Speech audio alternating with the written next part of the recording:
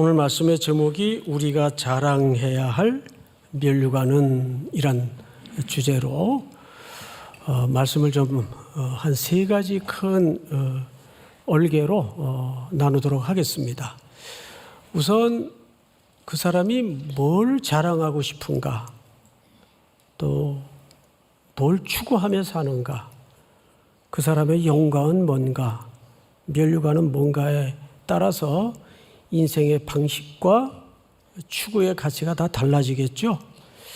오늘은 데살로니가 전서를 기록한 바울의 말씀을 통해서 성경은 우리에게 어떻게 살라고 이야기하고 있는가. 첫째 13절, 오늘 첫 절이죠. 이러므로 우리가 하나님께 끊임없이 감사함은, 바울이 데살로니가 성도들을 생각할 때마다 끊임없는 감사가 하나 있었어요. 근데 감사가 뭐냐면, 너희가 우리에게 들은 바 하나님의 말씀을 받을 때 사람의 말로 받지 아니하고 하나님의 말씀으로 받음이니 진실로 그러하도다.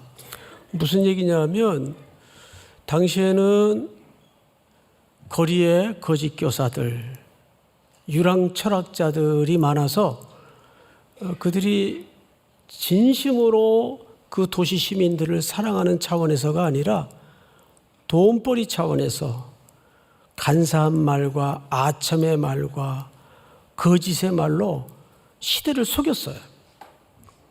그러다 보니까 사도 바울의 일행들도 그런 아류 중에 한 사람으로 취급되기가 딱 좋은 시대적 상황입니다. 그런데 이 사도 바울과 일행들이 이 데살로니가 도시에 들어가서 복음을 전할 때, 너희들이 사람의 말로 받지 않더라. 그걸 누구의 말씀으로 받았다고요? 하나님의 말씀으로 받더라. 여러분, 이 질서는, 이 원리는 설교자에게도 굉장히 중요한 엄중한 가치지만, 또 이 시간 이렇게 설교를 듣고 있는 여러분들에게도 굉장히 중요한 엄중한 가치입니다.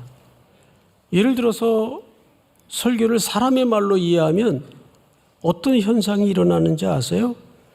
내 마음에 안 들면 저건 웃기는 소리야, 이래 버릴 수가 있단 말이에요. 충분히 그럴 수 있단 말이에요.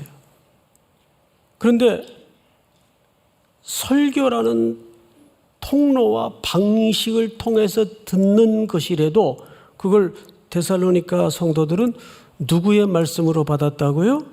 하나님의 말씀으로 받았어요. 그래서 목사는 강단에서 이 서 있는 위치, 그리고 자기가 전해야 되는 이 복음의 말씀이, 이 위치가 얼마나 시대적으로도 그렇고 개인적으로도 그렇고 교회적으로도 그렇고 엄중한 자리인지 분명히 알아야 돼요. 그래서 평생 제 목회의 지지대 같은 말씀이 하나 있는데, 디모데 후서 2장 15절 말씀이에요. 너는 진리의 말씀을 옳게 분별하며 부끄러울 것이 없는 일꾼으로 인정된 자로 자신을 하나님 앞에 드리기를 힘쓰라. 제가 대학을 졸업할 때 마지막 수업 시간에 노 교수님이 들어오셔서 이 교정을 떠나야 될 자네들에게 무슨 말로 정리를 할까, 독백처럼 한마디를 하시더니, 이제 겨울 초입에 아주 늦가을이었는데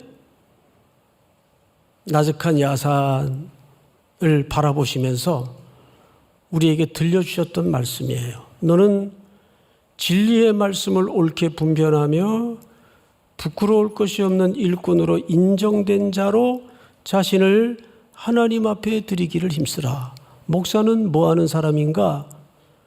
어떤 자기의 편향적 사상이나 이데올로기를 얘기하는 자리도 아니고 그래서도 안 돼요. 거기 분별하다라는 말은 오르도토메오라는 말인데 합성어죠. 길을 내는데 바로 내라. 그러니까 목사는 누구냐 하면 설교자인데 이 깜깜한 길이 없는 세상에 예수가 길입니다. 예수만이 길입니다. 이 길을 내는 자예요. 세상에 돌아다니는 그 길을 소개하는 자가 아니에요. 세상이 왜 이렇게 혼란스럽습니까? 길을 몰라서 그렇고 길이 뭔지를 몰라서 그래요. 그 길은 뭐예요? 예수님께서 말씀하시기를 내가 곧 길이요 진리요 생명이니라. 그러니까 데살로니가 사람들이 복음을 듣는데 사람의 말로 받질 않고 누구의 말로 받았다고요? 하나님의 말씀으로 받았어요. 만약에 송 목사가 여기에 서서 세상의 어떤 편향적 이야기를 하거나 할 때는 가감하게 얘기하세요. 그러나 선교, 다음 세대, 약한 자에 대한 사랑, 예수 얘기 외에 다른 얘기를 하면 그렇게 하세요. 자, 그런데 오늘 그 하나님의 말씀으로 받은 데살로니가 성도들이 어떤 결과가 맺어졌는가를 한번 볼까요? 13절 보시면 이렇게 돼 있어요. 하나님의 말씀으로 받음이니 진실로 그러하도다. 이 말씀이 또한 너희 믿는 자 가운데서 뭐하느니라? 역사하느니라. 믿는 자 가운데서 역사하느니라. 제가 금요기도회 때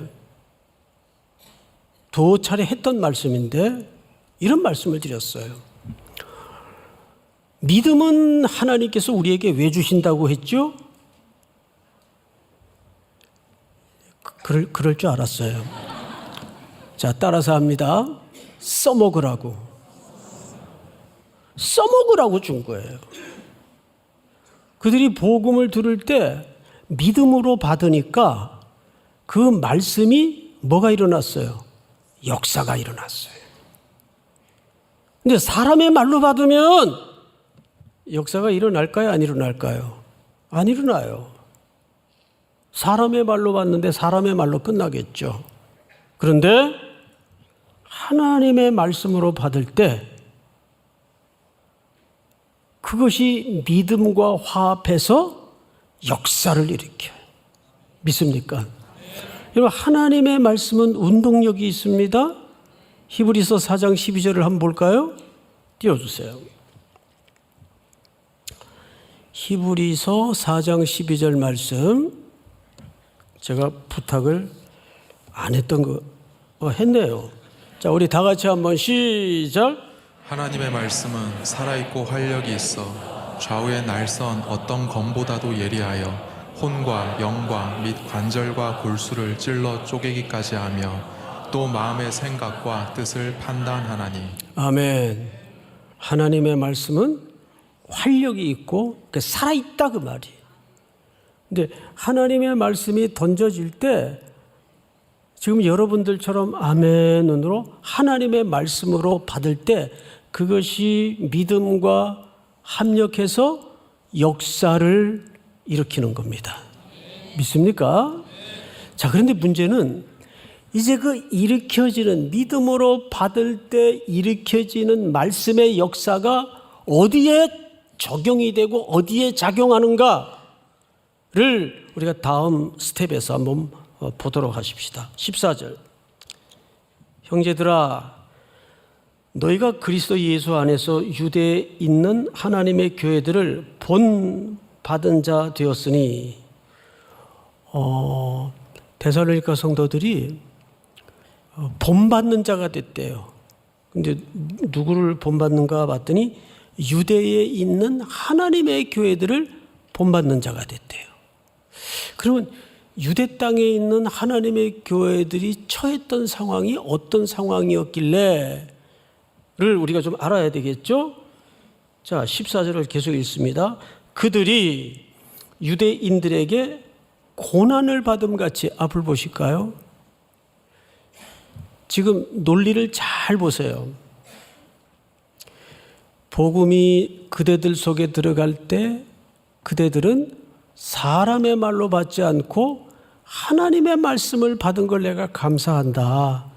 근데 그 말씀이 믿음으로 받으니까 역사를 일으켰어요. 역사. 근데 말씀이 일으킨 역사의 결과와 열매가 어디에 작용이 되었는가? 그 얘기를 이제 14절부터 본격적으로 설명을 하는데 이렇게 설명을 해요. 유대 땅에 있는 하나님의 교회를 본받는 자가 되었다. 그러면 유대 땅의 하나님의 교회들이 어떤 상태에 있었는가? 이어서 이런 설명을 하죠. 그들이 유대인들에게 고난을 받음과 같이 너희도 너희 동족에게서 동일한 고난을 받았느니라. 아주 중요한 카테고리를 설명합니다. 지금 유대 땅에 있는 하나님의 교회들이 뭘 받았다고 되어 있어요? 고난을 받았어요. 고난. 그런데 지금 데살로니가 성도들도 유대 동족들에게 유대 땅에 있는 교회들이 고난을 받은 것 같이 이 데살로니가 도시 사람들에게 데살로니가 교회도 같은 동족에게 같은 이방인들에게 뭘 받고 있어요? 고난을 받고 있어요. 그러니까 뭐가 공통점이죠? 이방인들에 있는 교회나 유대 땅에 있는 교회나 고난이라는 현실은 똑같은 거예요. 특별히 유대인들에게만 고난이 있는 것도 아니고 이방인들에게만 고난이 있는 것도 아니에요. 인간의 본질 속에 이 고난이라는 주제는 공통의 주제입니다. 본질의 문제입니다. 죄에 빠진 인생은 누구나 이 고난 앞에 직면하게 돼 있어요.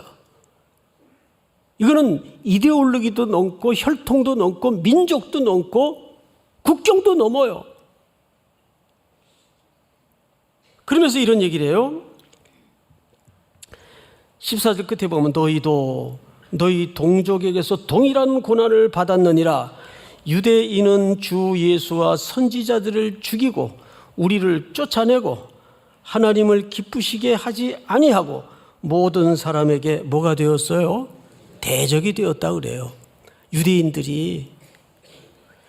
유대인들은 구약에서부터 보면 하나님의 말씀의 사람들을 핍박하고 잡아 죽이고 참수하고 끔찍한 만행을 하나님의 말씀을 회방하고 대적하는 일들을 오고 오는 선지자들을 통해서 저질렀어요. 그러면서 이런 얘기를 합니다. 16절. 우리가 이방인에게 말하여 구원받게 함을 그들이 금하여 자기 죄를 항상 채우매 노하심이 끝까지 그들에게 임하였느니라. 그러니까 데살로니가에서도 이런 일들이 일어났어요, 안 일어났어요? 빌립보 교회와 데살로니가 교회가 얹어져 있는 시대적 배경이 사도행전 16장, 17장입니다. 그걸 간단하게 설명을 하면 사도 바울 일행이 첫 선교지가 마게도니아의 빌립보예요. 거기서 체포돼서 감옥에 들어가 얻어맞고 지독한 린치를 당합니다. 그리고 불법의 신문을 겪어요. 로마인으로서. 그러니까 고난과 능력을 겪었다 이런 표현을 씁니다. 그래서 거기서 쫓겨나가지고 간 데가 바로 이 책의 주제가 되는 데살로니가입니다. 그런데 데살로니가에서도 어디서 이런 불황당 같은 무리들이 와가지고 이 도시에서 받아들일 수 없는 회개망측한 도를 전하느냐 해서 이들에게 어마어마한 박해가 가해집니다.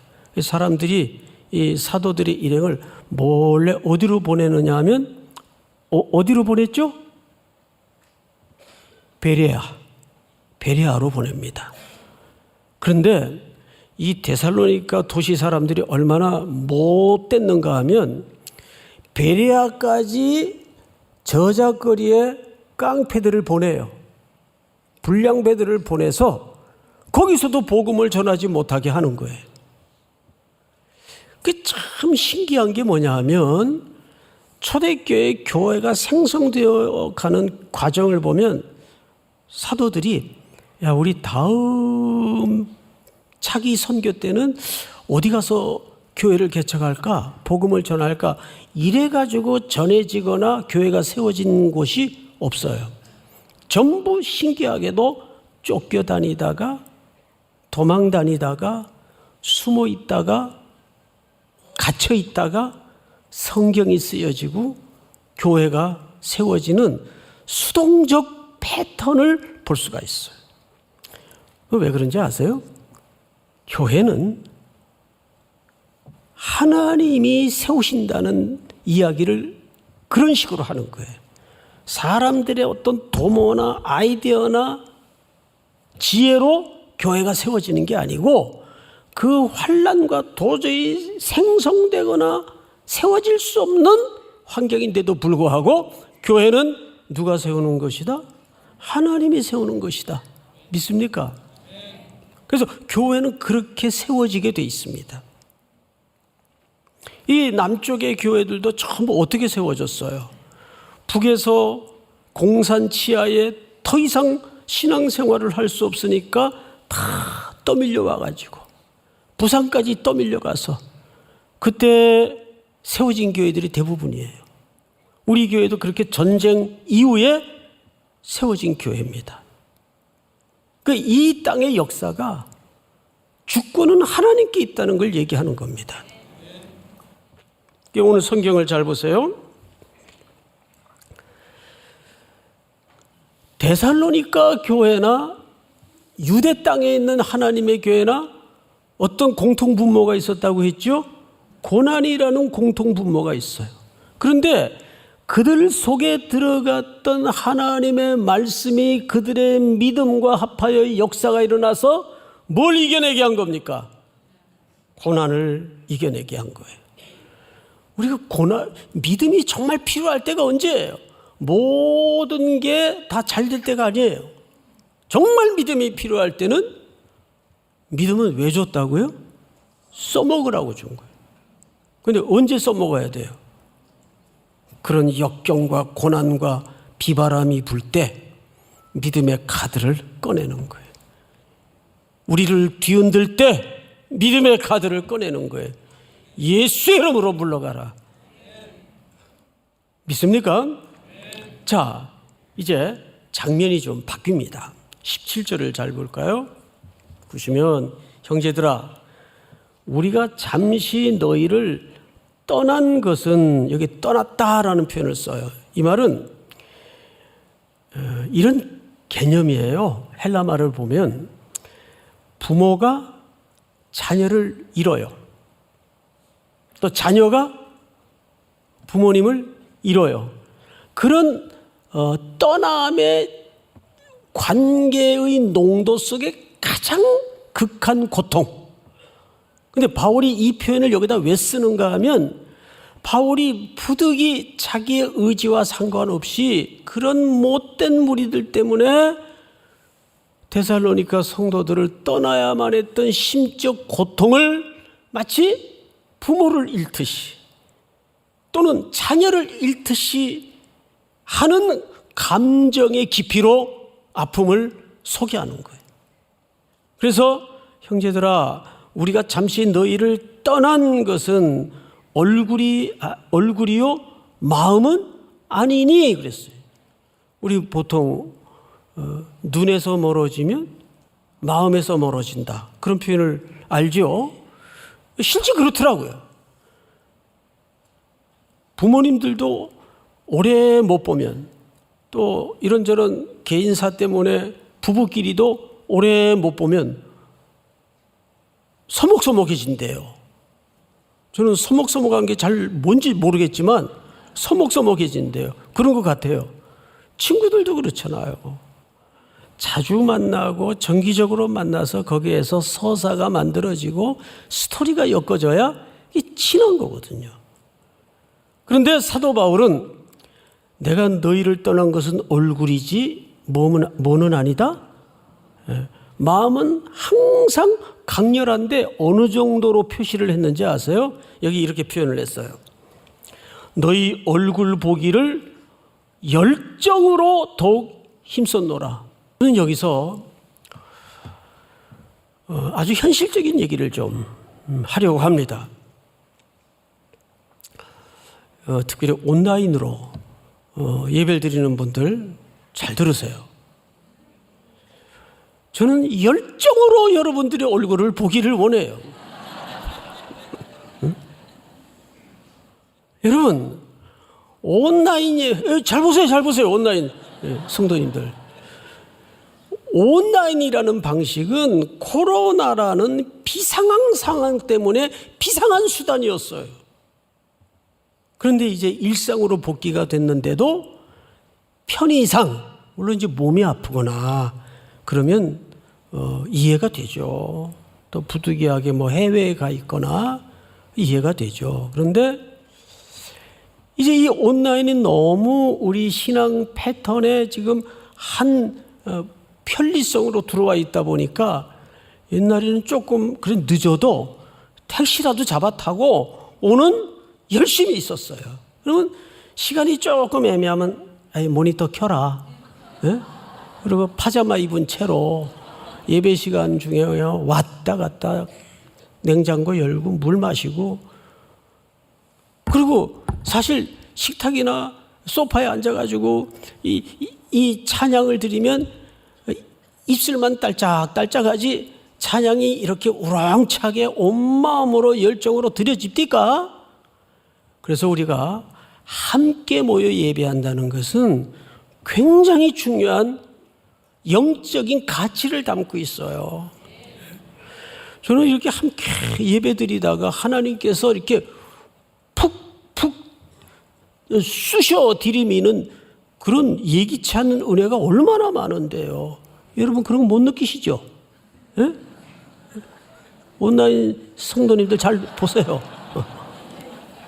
나오세요 이제. 이거 지금 우리 장로님들하고 고민하고 있는데 이거를 언제까지 이렇게 해야 되는가. 물론 온라인은 열어놓더라도 어떤 비상황 상황에 있는 성도들에게만 좀 오픈하는 방법은 없을까. 문명의 이기 때문에 우리가 이걸 부득이 할 수밖에 없는데 사도 바울도 뭐라 그랬어요? 너희를 떠난 것은 얼굴이요 마음은 아니니 너희 얼굴 보기를 열정으로 더욱 힘썼노라. 다음 주부터 방송실에서는 자막 밑에다가 이 문구를 항상 박아 넣으세요. 너희 얼굴 보기를 열정으로 힘썼노라. 돌아오시기 바랍니다. 그런데 사도 바울이 이런 문명의 이기의 방식이 없던 시대에 거기를 한번 가려면 목숨을 걸고 가야 돼요. 그런데도 그는 어떻게 하든 한 발자국이라도 성도들에게 가까이 가서 얼굴 보기를 힘썼어요. 그것은 단순히 무슨 예배의 숫자나 이런 차원이 아니죠. 바울은 어떻게 얘기하는가를 잘 보세요. 18절. 그러므로 나 바울은 한 번, 두 번 너희에게 가고자 하였으나 사탄이 우리를 막았도다. 누가 막았다고 되어 있어요? 사탄이. 이게 교회 무슨 잔치나 선교나 예배나 모처럼 겨우겨우 구슬려 가지고 신랑을 이번 주에 꼭 데려오려고 그랬는데 회사에서 전무님이 신랑을 콜해요. 그런 일들이 굉장히 많습니다. 자, 여러분 에베소서 6장을 보세요. 6장. 다 같이 시작. 우리의 씨름은 혈과 육을 상대하는 것이 아니요 통치자들과 권세들과 이 어둠의 세상 주관자들과 하늘에 있는 악의 영들을 상대함이라. 세상 주관자들과 하늘에 있는 악의 영들을 상대함이라. 여러분, 이 영적인 실체가 존재한다는 걸 잊어서는 안 돼요. 항상 이 땅의 싸움 이면에는 영적인 실체가 있어서 그걸 성경은 뭐라고 얘기했죠? 사탄, 어둠의 권세 잡은 자예요. 그래서 성도들이 만나고 성도들이 예배하고 성도들이 말씀을 듣는 것을 어떻게 하든 감정을 건드려서, 사탄은 팩트를 못 건드려요. 왠지 아세요? 성경의 논리와 진리에 사탄은 맥을 못 춥니다. 그런데 뭘 건드리냐면 기분 나쁘게 만들어요. 감정선을 건드려요. 그래서 에베소서 6장에 보면 전부 감정 관리에 관한 내용들입니다. 그래서 우리가 회의를 할 때도 왜 싸워요? 팩트가 틀려서 싸우는 적은 거의 없어요.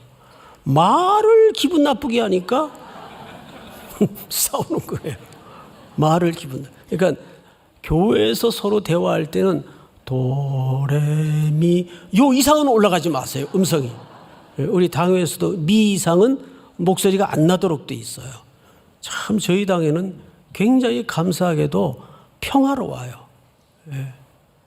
당회 수가 옛날보다 훨씬 늘었는데 당회원 수가 그래도 옛날과 똑같이 아주 평화로웠어요. 그러니까 목사가 부족하니까 당회원들을 아주 평안한 분들을 하나님이 붙여주세요. 저는 이렇게 회의를 진행할 줄 잘 몰라요. 재직해도 이렇게 다가오면 막 스트레스가 일어나가지고 이걸 또 어떻게 해야 되나. 회의 진행을 잘 못해요. 뭐 공동회 이런 거 잘 몰라요. 그런데 그렇게 회의를 진행하다 보면 꼭 파탄이 일어나는 경우가 감정을 건드려요. 사탄이. 이 공중권세 잡은 자가. 그래서 어떻게든 성도들의 모임과 만남과 회합을 깨버립니다. 예배를 방해하고. 그러면서 이제 마지막 19절을 잘 보세요. 우리의 소망이나 기쁨이나 자랑의 면류관이 무엇이냐 묻죠. 사도 바울이. 그가 강림하실 때. 자, 여러분, 이 강림이라는 말이 재림이라는 말인데 뭐라 그러죠? 파루시아. 사실 이게 원래는 1세기 때 정치적인 표현이었어요.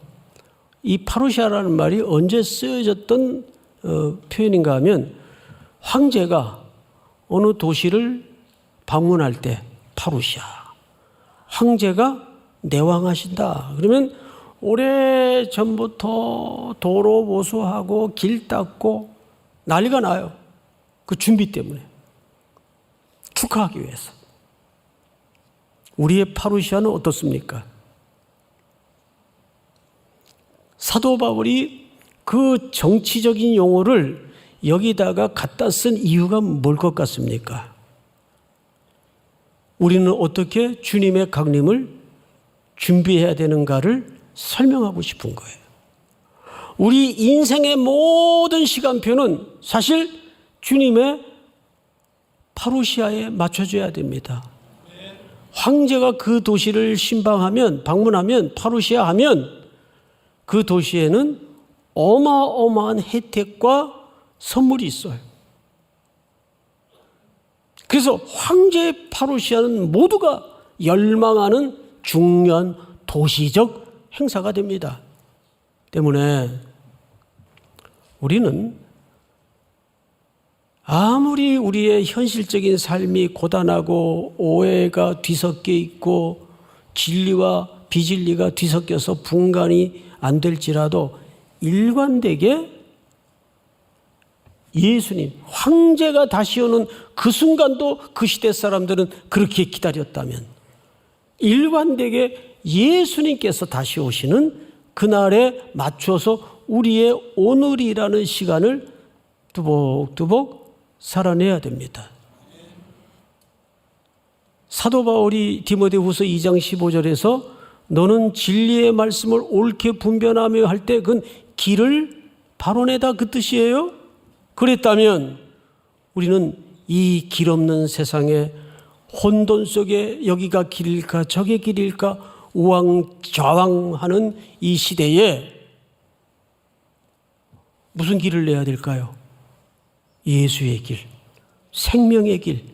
이거 외에는 우리가 일절 다른 걸 생각해서는 안 돼요. 바울은 여기서 놀랍게도 오늘 내용을 쭉 더듬어 보면 어느 민족을 특정지어 말하지 않았습니다. 어느 이방 지역을 특정지어 말하지 않았습니다. 이방인이나 유대 땅의 사람들이나 행하는 겪는 모든 본질을 그대로 설명했어요. 교회는 민족주의에 빠져서도 안 되고 혈통주의에 빠져서도 안 되고 교회는 민족을 넘고 혈통을 넘어서 이데올로기를 넘어서 오직 모든 만민을 누구의 형상으로 전제해야 될까요? 하나님의 형상으로 전제해야 되고 그래서 모든 이들을 선교의 대상으로 이해를 해야 됩니다. 그래야 큰 틀에서 실수가 벌어지질 않아요. 믿습니까? 오늘 이 말씀이 여러분들이 또 한 주를 살아내고 세 달을 살아내는 큰 원리와 지침이 될 수 있기를 주의 이름으로 축복합니다.